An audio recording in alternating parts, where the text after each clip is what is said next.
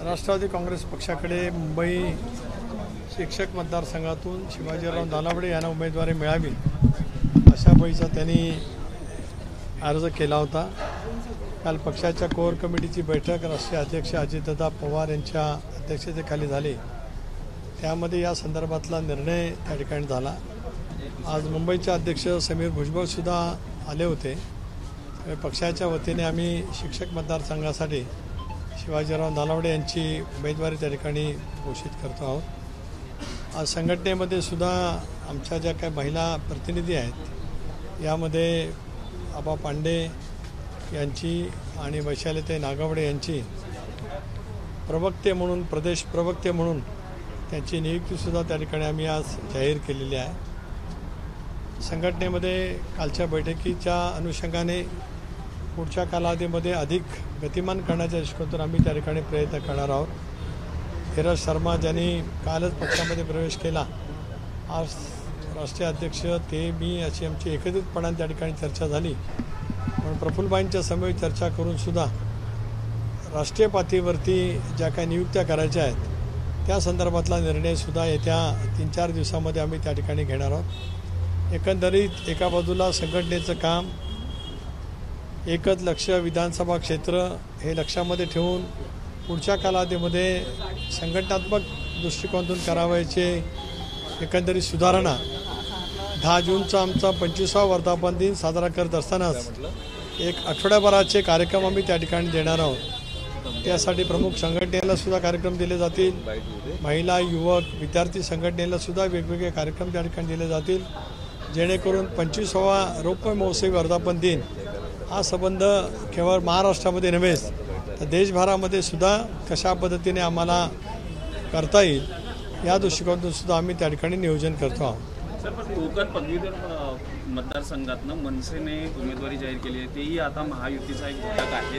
कसं पाहता, या संदर्भात काही बोलणं झालं आहे का? मनसेला पाठिंबा देणार नाही, या संदर्भामध्ये शेवटी राज्याचे मुख्यमंत्री एकनाथराव शिंदे साहेब, उपमुख्यमंत्री आदरणीय देवेंद्रजी फडणवीस, उपमुख्यमंत्री अजितदादा हे सगळेजण एकत्रितपणाने त्या बाबतीमध्ये बसतील आणि मग संबंध या निवडणुका ज्या आहेत पदवीधर मतदारसंघातील असेल किंवा शिक्षक मतदारसंघातील असेल या कशा पद्धतीने लढवायचा या दृष्टिकोनातून विचार त्या ठिकाणी निश्चितपणे होईल।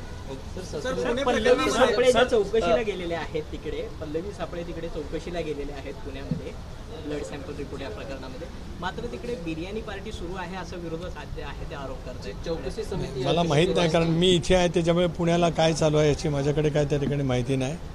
राज्य सरकार या बाबतीमध्ये अत्यंत गंभीर आहे। जी घटना घडली ती अत्यंत दुर्दैवी संतापजनक त्या ठिकाणी होती, पण अशा पद्धतीच्या कुठल्याही बेछूटपणाने वागणाऱ्या व्यक्तीला ज्याने कोणी पाठीशी घातलं असेल त्यांच्या संदर्भातली कठोर कारवाई राज्य सरकारकडून केली जावी असा प्रदेश राष्ट्रवादी काँग्रेस पक्षाच्या वतीने सुद्धा मी या ठिकाणी मागणी करतो आहे। सर, लोकसभा निवडणुकीत जो घोळ झालेला होता तिकीट वाटपाच्या, एक मिनिट, मी म्हटलं मला ज्या प्रकरणाची माहितीच नाही, ज्या ठिकाणी अशा पद्धतीची घटना घडली त्या ठिकाणी असं जर काही कोण चुकीचं वागत असेल त्याही गोष्टीची चौकशी करा अशी माझी मागणी राहील। सर, महायुतीमध्ये लोकसभेच्या निवडणुकीत जसा आहे तर फॉर्म्युला ठरत नव्हता, शेवटच्या दिवसापर्यंत तर उमेदवार दिले जात नव्हते, तोच घोळ हा पदवीधर आणि शिक्षक लोकसभा विधान परिषदेच्या निवडणुकांमध्ये महायुतीत हा सर्व गोंधळ सुरू आहे का?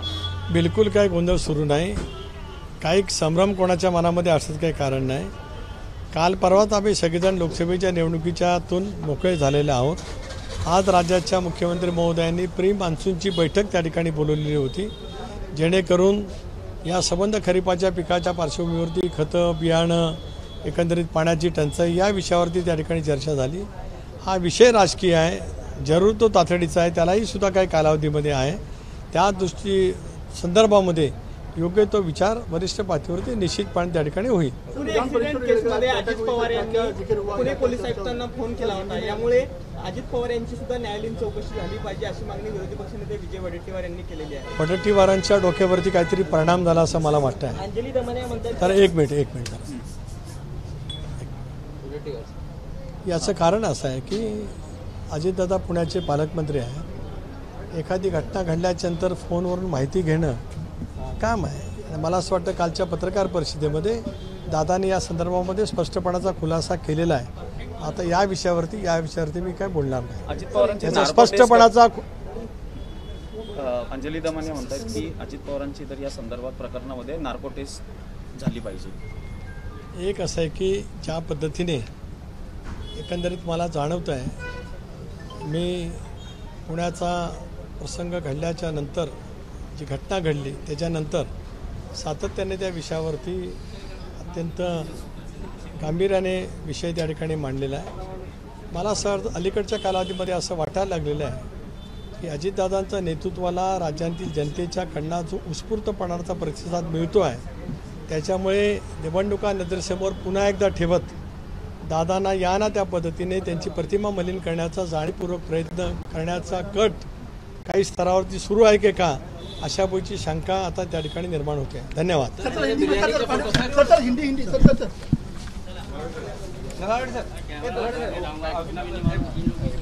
पहिले शॉर्ट्स पण घे, थोडे शॉर्ट्स घ्या यांचे. तरी थांबले थोडे शॉर्ट्स पण उमेदवार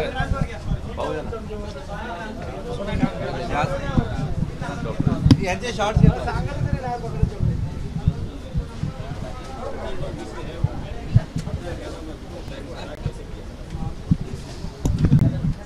ओके काय भाऊ बोल.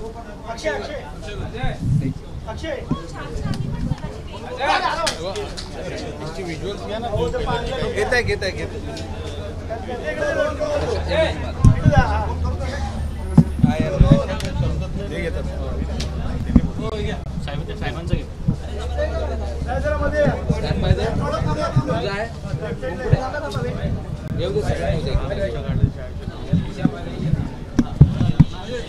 Okay stand by.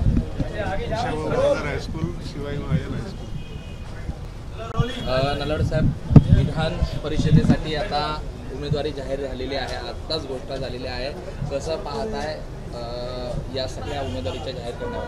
ही ज्या वेळेला विधान परिषदेच्या निवडणुका ग्रॅज्युएट आणि शिक्षक ही ज्या वेळेला घोषणा झाली होती, मतदार यादीमध्ये नोंदणीचं काम चालू होतं, तेव्हापासून राष्ट्रवादी काँग्रेस पक्षाच्या नेत्यांनी या संदर्भामध्ये आपण लक्ष घालायला पाहिजे होतं. तेव्हापासून हा विषय चाललेला होता आणि त्याच्यानंतर ते काम मी आणि माझ्या अनेक राष्ट्रवादी काँग्रेस पक्षाच्या सहकार्याने मुंबईमध्ये हे काम केलेलं आहे. आणि यापूर्वी मी ग्रॅज्युएट मतदारसंघाची निवडणूक लढवली होती. मला ही निवडणूक लढवण्याचाही अनुभव आहे आणि मी जवळजवळ 3 वेळा विधानसभा लढवली, 2 वेळा आणि तिसरी ग्रॅज्युएट, आणि मी ही निवडणूक आता लढतोय. आणि हे निवडणूक लढताना पूर्ण ताकदीनिशी राष्ट्रवादी काँग्रेस पक्षाच्या नेत्यांनी आणि कार्यकर्त्यांनी सर्वांना विश्वासात घेऊन नोंदणी केलेली आहे. आणि गेली अनेक वर्ष ज्या वेळेला विधान परिषदेमध्ये ग्रॅज्युएट आणि शिक्षक मतदारसंघ अस्तित्वात आला, तेव्हापासूनचे प्रश्न वर्षानुवर्ष आजही सर्व प्रतिस्पर्धी ते विषय सोडू आम्ही कसे, आतापर्यंत काय केलं हे सांगतायत. अशा प्रकारची संधी मला आज राष्ट्रवादी काँग्रेस पक्षाचे राष्ट्रीय अध्यक्ष आदरणीय अजितदादा पवार साहेब, कार्याध्यक्ष प्रफुल्ल पटेल साहेब, आमचे राज्याचे अध्यक्ष आदरणीय तटकरे साहेब, माजी मंत्री आणि या राष्ट्रवादी काँग्रेस पक्षाचे संस्थापक अध्यक्ष राज्याचे आदरणीय भुजबळ साहेब आणि आमचे मुंबईचे अध्यक्ष माजी खासदार समीर भाऊ भुजबळ यांनी या संदर्भामध्ये जी जबाबदारी माझ्यावर दिलेली आहे, त्या जबाबदारीच्या संधीचं सोनं मी या ठिकाणी 100% राष्ट्रवादी काँग्रेस पक्षाच्या सहकार्यांच्या वतीने मी करणार आहे. एबीपी माझा, उघडा डोळे बघा नीट.